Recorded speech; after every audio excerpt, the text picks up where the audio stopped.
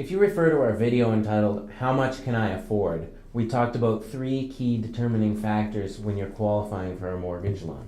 One of those factors was income versus liabilities. So the question today is, how do we determine your income? The answer to that is that your income is determined differently depending on what type of work you're doing. Right. So in this video, we're going to talk about hourly and salaried employees. They both get T4s at the end of the tax year. The difference is an hourly employee bills the hours they've worked throughout that year, so their income will vary. A salaried employee is someone who works for, say, $80,000 a year. To prove the income of people in these categories, we'll typically need 3 documents.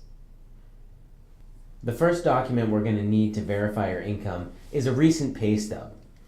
A pay stub will outline your hourly rate, your hours worked, and it'll also outline year-to-date figures for how much you've made that year so far, and it also outlines all your deductions as well.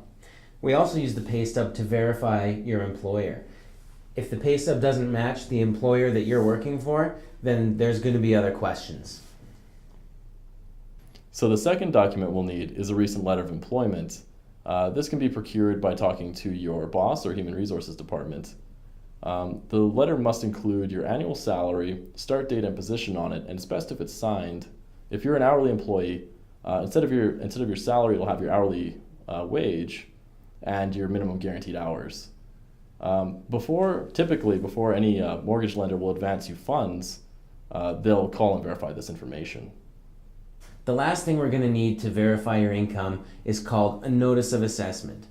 These are documents that the government mails out after you've filed your personal income tax, and it contains important information about your tax return, like your total income, your type of income, and whether you owe taxes or they owe you a tax refund. Sometimes lenders are going to ask for 2 years history of notices of assessment from the government because it shows consistent income for the last 2 years. Another thing to note is that typically lenders want your last 3 years of employment history. If you haven't been with your current employer for 3 years, lenders will want information about your previous employment. If you were a student at the time, that's generally okay.